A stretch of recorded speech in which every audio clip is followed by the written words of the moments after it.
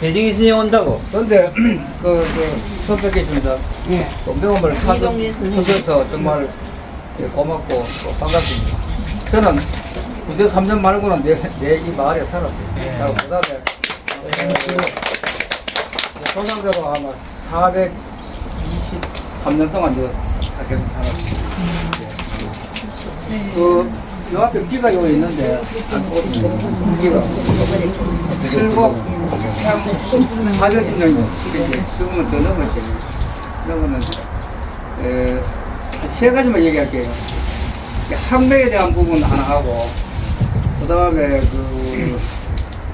이제 독립운동, 범죄사회화가 있는 부분하고, 또 기타 이제 하나 그래가지고 말씀을 드리는데, 오늘 오신 분은 대체적으로 우리가 이 글을 쓰신 분들이기 때문에 그래도 이제 학매에 대한 부분만은 꼭 아시고 가면 좋을 것 같습니다. 그래서 보통 여기 오시면은 설명을 하면 잘 안 들어요. 그래서 이런 걸 다 얘기하지 않고 그냥 몇 가지 얘기하고 그냥 끝내보는데 이 말에 오시면은 설명을 안 들으면 전혀 몰라요. 그냥 인터넷도 뭐 그냥 찾아보면 되는데 꼭 설명을 드려야만 아는 부분이 왜냐면은 그 6.25 때 칩이 다 타버렸기 때문에 지금 외형적으로 남아있는 게 별로 없거든요. 그래서 설명을 꼭 드려야만이 역사성을 알 수가 있다. 먼저 이 집에 대한 부분부터 먼저 제가 말씀을 드릴게요. 이 집은 이 감호 정사입니다. 요즘 뭐 감호 정사라고 되어 있는데 정사하고 이 감호당은 이 감호당 선생의 호입니다. 호. 근데 요거 이전에 이 마을까지 내려오는 항매에 대한 부분을 고려시대 때부터 이제 말씀을 드리면은 고려시대 사문은 다 아시지요?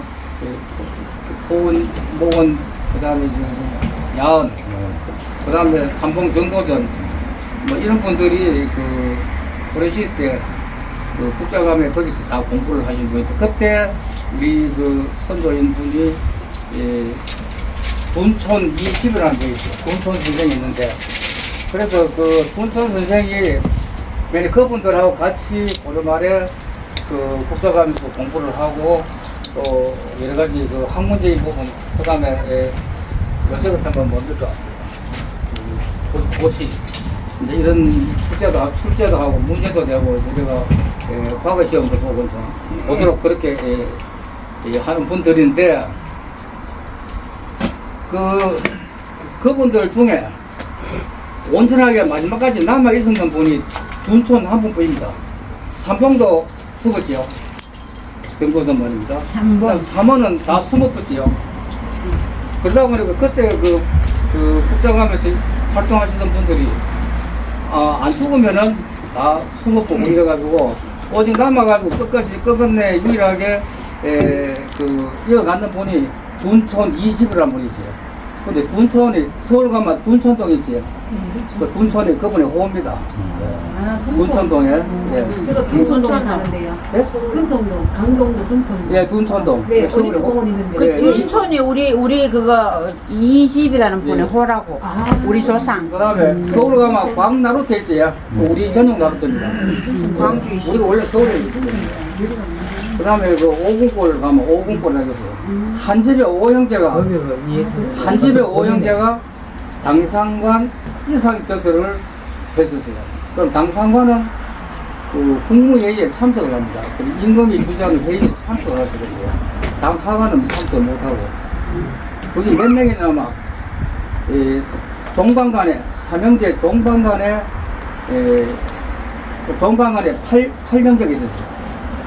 8형제가 다 당상관을 상대로 그 다음에 정성하고 그 다음에 이제 판석 당상사 표를 다 했어요. 그때 그 당시에는 광주 문중이 조선 중기 이전에는 최고하는 가문이었습니다. 그 중기 이후에 이제 나중에 뭐 요새 말로 하면 뭐 안동에 뭐 유승경 대가면 태계 선생이라든지 이런 분이 있어. 선장하신 분이 이제 나오신 분이 내가 이후에 이제 명성이 있었고 그 이전에는 별로 그런 게 없었거든요. 그래서 그런 가문이다라고 자랑을 하고 싶습니다. 그 다음에 그래서 내려오는데 그 야원 둘째가 경상도 지방에는 야원 둘째가 내려오시고 저쪽에는 목은 이색은 저쪽이 영도 쪽이죠. 그래서 이쪽 쪽에는 야원 둘째가 가장 고려말부터 해가지고 가장 선두의 학자로서 그 후학을 양성하는 분이었는데 그 야원 둘째 선생의 제자가 누구냐면 김숙자라고 하는 분이 있는데 김숙자가 알기 쉽게 얘기하면 여자 이름 같은데 남자분입니다. 전필제 김종직의 아버지입니다. 전필제 김종직의 아버지가 길재 선생의 수제자고 그 다음에 거기에 김숙자의 수제자가 누구냐면 자기 아들이지만은 전필제 김종직가 수제자고 그 다음에 거기에 전필제 김종직의 제자가 누구냐면은 한원당 김경필 여기서 가면 달성군에 도동서원이 있어요.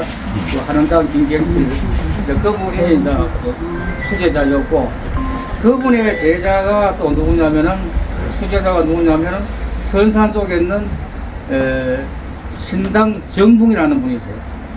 예, 또 그분의 또 수제자가 누구냐면 송당 생각이 안 난다. 보가 공당입니다. 까지 있었는데 거기에서 이 영남 지방에 이쪽 쪽에 한벽을 쭉 내려온 분들입니다. 고려 때부터 이때까지는 뭘 배웠냐면은 주자학을 배웠어요. 주자학이 이 분량이 엄청 많습니다. 그래서 그 공부하기가 너무 힘들고 이래 하는데 이때 태계 선생이 이래가 도저히 공부가 안 되겠다. 그래서 책을 만들어내는 게 하나 있는데 이게 뭐냐면 주자서 전력하는 게 있어요. 주자서 전력하는 게 주자를 확 줄여가지고 중요한 부분 확 추려가지고 만든 책이 있어요. 그게 주자서 저겁니다. 그래서 그걸 공부를 하는데 그걸 편집을 만들었어요. 만들어가지고 그래서 그러면 발간을 해야 되잖아요. 발간을 하는데 여기는 옛날에 성주군이었습니다. 예, 여기는 성주군으로 들어갑니다. 실국군이 아니었고 이때 성주목인데 이때 목사가 누구냐면 세계 제자인 그 검계 황준양이라는 분이 그 성주 목사로 왔을 때 세계 제자니까 당신이 이 주자서 재료를 편집을 발간을 좀 해라. 이래가지고 책을 이제 발간을 했죠. 발간을 해가지고 그 책을 가지고 일단 그 사람들한테 호응을 받아야 되니까 그 이전에 공부했는 학자들한테 전부 그 책을 돌렸습니다. 이 책을 한번 보라고 돌렸는데 전부 얘기가 그럼 뭐냐니까 그 전에까지 보수고 이쪽은 진보적이죠. 이 책이 어떠냐고 얘기하는데 상당히 좋다 이거라. 그런 호평을 이제 받았어요. 그래서 그 이후에는 전부 주사서 재료를 전 공부를 했어요.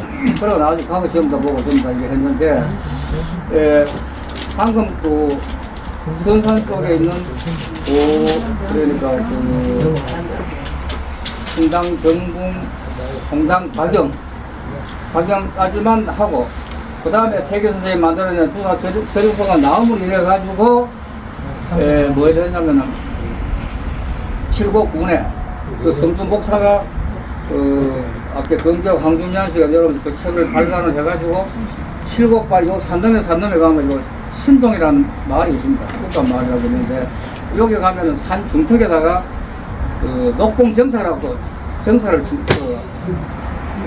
거기 뭐냐면은 태계 선생이 안동 쪽에는 그 낙동 경북 영광으로 봐서는 북부지방에는 태계 선생이 이 학자로서 학문을 하는 분이고 남쪽에는 어디 있냐면 그 산천교에 가면은 그 남명조식 남명조식이라는 분이 거기에 또 학자로서 이제 후학을 양성하고 있는데 여기는 되니까 이 중간이 되게 중간. 그래서 요즘부터 뭐지 사회에서 그런데 한번 가려고 하면 상당히 길이 멀잖아요. 지금 아래쪽에 가려도 길이 멀고 하니까 낙동강 중간에 학문을 좀 번창할 수 있도록 그런 장소를 하나 마련해라. 이래가지고 녹봉정사를 만드는 게 바로 요놈에 가면 녹봉정사라고 보십니다. 산 중턱에 있어요. 그래 거기서 이제 이 주사사 절호를 남명도식 제자인 분이 그 오본이라는 분이 와서 선생을 했어요. 하고 세계 제자들도 와가 하고 같이 이제 그 학문을 전파시키는 장소로서 설명을 했는데 거기에서 배운 제자 중에 성주에 가면 해연서원이라고 있습니다. 해연서원. 거기 가면 한강 정구 선생이 거기 이제 배양이 되어 있는데 한강 정구 선생이 태계 제자입니다. 그것도 아까 황준양 성주 목사도 황준양 씨도 풍기 사람인데 내가 태계 제자지만은 그건 풍기 사람이고 그거는 이제 같은 우리 성주 지역 사람이니까 그 한강 정구 선생이 그 세계 이 지역으로 보면은 수제자로서 역할을 하고 그 학식과 학문이 풍부한 분이라고 이제 평을 받고 있는데 그 부분에 수제자가 바로 이 집을 지은 사람입니다. 내가 이거 얘기하려고 저 고려시 때문에 그래서 이제 그 한강 정구 선생의 옛날에는 수제자라고 하고 높을 꽃자 해가 고제자라고 하대요. 그래가 한강 회전소원에 가면은 한강 정구 선생하고 이 석담 이윤호 선생과 두 분이 배양대가 있고 나머지 제자들은 별채에 따로 모시도록 있습니다. 회전소원에 꼴대가 있고 그 다음에 그 석담 이윤호 선생이 이제 한강 정구 선생이 돌아가시고 난 다음에 이제는 세계 학문을 전파할 수 있는 모든 책임이 나에게 있다. 그래서 어디에다가 어떤 장소에다가 집을 지어가지고 이 학문을 전파하면 가장 접근성이 좋은 그런 자리가 되겠노 싶어가 물색을 했는데 그분이 원래 어디 살았으면 요 산담에 살았는데 저 산을 넘으면은 바로 그 신동 낙하담이라고 계십니다. 저수지에. 그 낙하담에서 산을 하나 넘으면 바로 여기래요. 근데 옛날에는 이쪽 산을 하나 넘으면은 마을이 없었습니다. 그 외관, 지금에 있는 외관 시가지는 옛날에 사람이 안 살았습니다. 조선 말기에는. 그래가 바로 넘으면 바로 낙동강 나루터라요. 그러면은, 낙동강 나루터가 요새 말로 하면 기차역하고 똑같은데 도청이 좋잖아요. 그래서 여기고, 여기로 뭐, 국가 마을이고, 이래서, 지리적인 여건이, 바로 이곳이 지리적인 여건이 가장 좋겠다. 이렇게 해서 장소를 물색했는데, 바로 이 장소에다가, 이 집을 지었는데, 여기 1622년도에 지었어요. 22년 지어가지고, 세계 선생은, 한강 정구 선생은 이미 돌아가시고, 자기밖에 안 남았으니까, 그, 한강 정구 선생 제자하고, 그 다음에 이제 석담 선생 자기 제자하고를 이 장소에 다 오라 그래가지고, 여기서 공부를 가르쳤는데, 22년도 이사를 와가 23년도에 봄에, 헌집을, 이 집이 전부 헌집입니다, 옛날에. 헌집을 뜯어서 옮겨왔는 집입니다. 옮겨와가지고, 집을 지은, 이건 제목은 500년 된지 600년 된지 몰라요. 요 집을 지었는지는 1623년도에 집을, 1623년도에 집을 지었어요. 그리고 23년도에 집을 지어가지고 공부를, 석담 이윤호 선생이 가르치는데, 인조 반정이 일어났어요. 인조 반정이 일어나가지고, 나오고 난 다음에 이제, 이분이 이제 그 당시에 그 한직을 밀려나는 바람에 사표를 내고 사직을 하고 왔는데 다시 복직이 됐어요. 요새 말로 하면 내직으로요. 복직이 돼가지고 하장을 가게 됐어요. 그러고 나면 이제 여기 있는 많은 제자들이 스승이 없잖아요.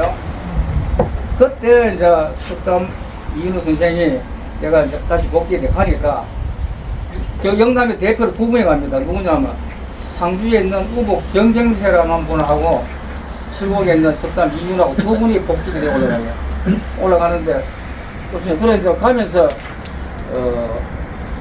이분의 아들 그 석담 이윤의 세제 아들인데 그건 아까 뭐 김숙자라는 분의 아들이 전필제 김성길 듯이 자기 아들이지만 곧 제 수제잖아요.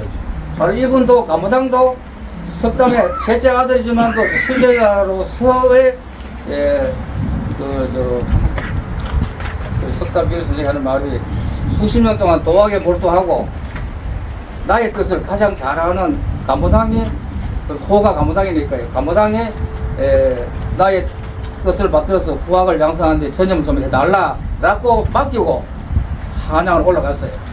그래서 간부당 선생이 이제 여기서 후학 양성에 전념하면서 후학 양성에 뜻을 받들어서 몰두했다 하는 여기까지만 제가 말씀을 드리겠습니다. 그리고 요 집에 이제 감호당에 대한 부분만 내가 지금 설명드리겠습니다. 항백을 해가지고 내려와가지고 여기서 회계학물 전파하는 그 장소다 이렇게 말씀드린 거고, 그 당시에 남병제자인 그 합천의 그 정인홍 씨가 정성으로 있었습니다.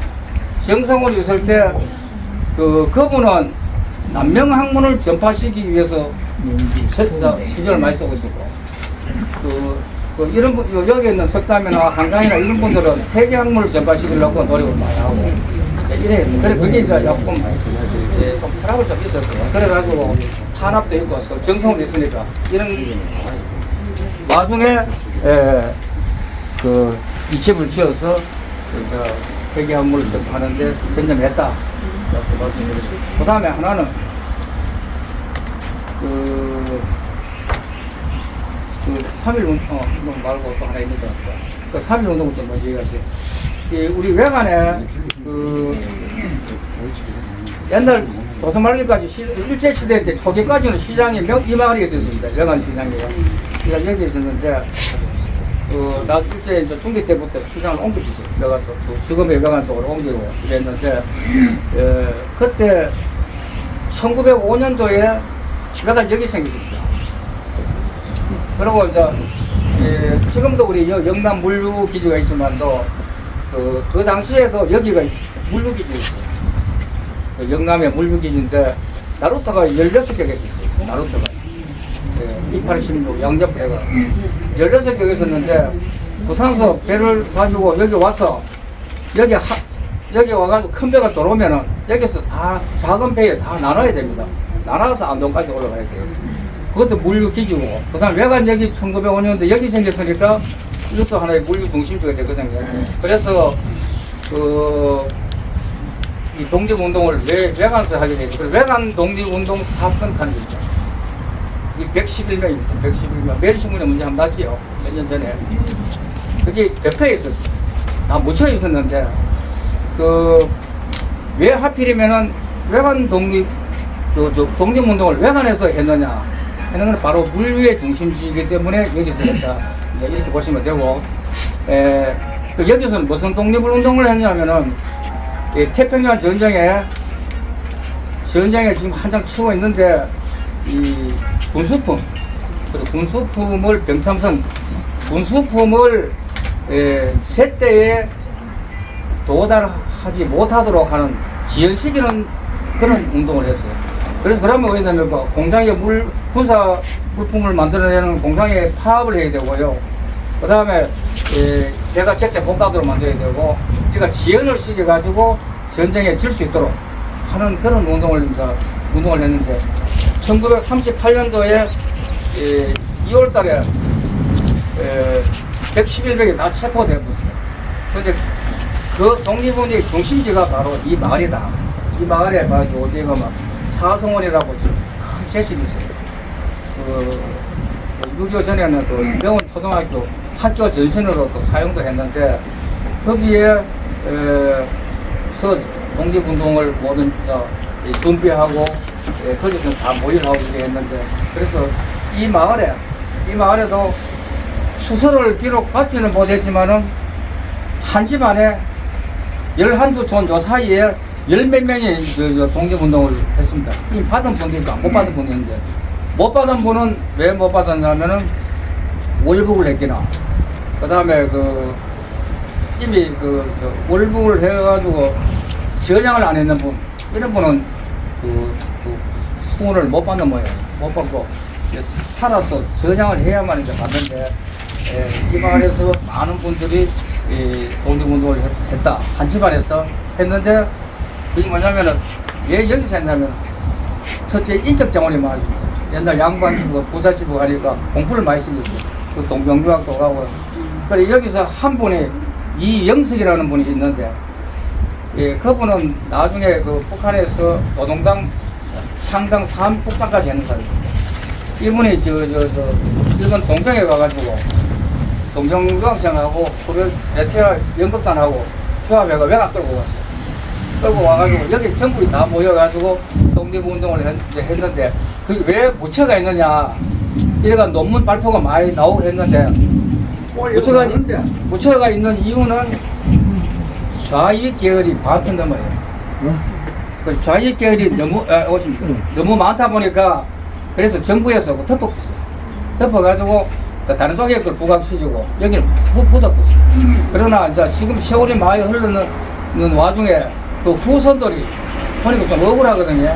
그래서 대학교 논문을 교수들한테 그 모든 자료를 찾아가지고 전경 자료를 찾아가지고 이제 그렇게 확인을 해가 발표를 하고 이렇게 했어요. 이렇게 했는데 꼭 참고 좀 그래 가시고, 그 다음에 마지막으로 한 가지만 더 말드리면은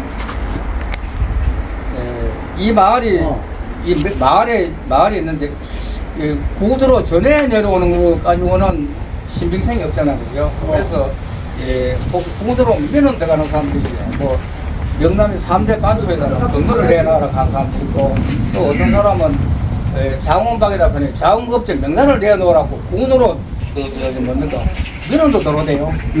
그래가지고 나도 공부를 좀 많이 했는데, 이거는 이제 구순에 전해 내려오는 말까지는 안 된다, 기록이 있어야 된다, 이렇게 했는데, 그 조선 총독부에서 조사했는 그 기록물이 있는데, 그게 뭐냐면 조선 취약 후평가라는 책이 있어요. 그 기록물에 전국에 14,672개 마을을 조사를 했어요. 조사를 했는데 영남에 40개 마을을 조사를 해가지고 했는데, 이 마을이 이제 가장 큰 마을이고 이제 평가적으로 나옵니다. 그 뭐냐면은 첫째 인물이 있어야 되고요. 인구가 가장 많아야 되고, 그 다음에 경제력이 있어야 되잖아요. 돈. 이래가지고 여기 14개 항목인데 14개 항목에 이걸 만점이다. 그러면 이제 어떻게 되냐, 우리나라에서 시종 마을로서는 가장 큰 마을입니다. 예. 그 다음에 세대수도 가장 큰 마을이고, 많은 마을이고, 안동 하이말보다 크고, 양동 말보다 월등하게 크고요. 우리 경북으로 보면은, 뭐, 세개 마을 중에도 양동이 제일 적어요. 호수도 제일 적고, 그 농지 면적도 좋고, 경제, 이렇게 14개 항목을 다 조사를 해서 했는데, 가장 적다. 그래, 가장 큰 마을인데, 한옥이 기아집이 몇 채냐면은 400채가 넘으십니다. 그리고 기록에 400여 채. 그 다음에 초가집이 180채래요. 그러면 580채 아닙니까? 6.25 전쟁 때 520채가 타부십니다. 60채 남고 다 타부세요. 그러면 여기 낙동강 주변에 여기 미군이 폭격을 했습니다. 아군이 폭격했어요. 그게 좀 억울하지요. 여기 6.25 전에 자료를 찾으려고 하니까 자료를 찾기가 되게 어려워요. 미군들이 잘 안 줘요. 폭격하기 전에 항공 사진을 다 찍는다는데, 어제도 누가 와가 국방부에 있었던 사람인데 와가 하는 얘기가, 항상 폭격하기 전에 미리 촬영하면서 정찰하면서 사진을 다 찍어 놓는데요. 분명히 있대요. 있는데 안 줘요. 저보고 배상 내놓으라고 한 것인지 그건 모르겠는데, 그래서 이 마을에 폭격을 했는데 3일째 와도 3일째 와도 연기 때문에 들어오지를 못했다. 이런 기둥이 계속 불타고 있으면은 하루 만에 안 타잖아요. 맨날 며칠 타고 이렇게 했다. 그래서 6.25 끝나고 나니까 60채 정도가 남았는데, 그건 20쯤 남았다 이 말입니다. 그래가 이제 폐허가 다 됐었어요. 그래서 뭐 이런 설명을 들어봐야 이 말이군. 원래 이 말이 이래 생기는 건 아닌데, 580채 가면 대단한 말이잖아요. 그게 다 불타버리고 있습니다. 타버렸는데 그 당시에 합천 해일산을 의대했습니다. 공군 지휘부에서 폭격하라 그랬잖아요. 그런데 그 공군 파일럿가 폭격 안 했어요. 그러면 그 명령 불복종으로 처벌을 받았잖아요. 처벌을 받고 나중에 훈장 받았습니다. 그 폭격에 무슨 막 세계문화유산이 불타버렸는데, 그 잔잔한 부분은 그냥 나중에 여담을 얘기하시고, 내가 좀 길면 안 되니까 이 정도로 제가 말씀드리겠습니다. 감사합니다.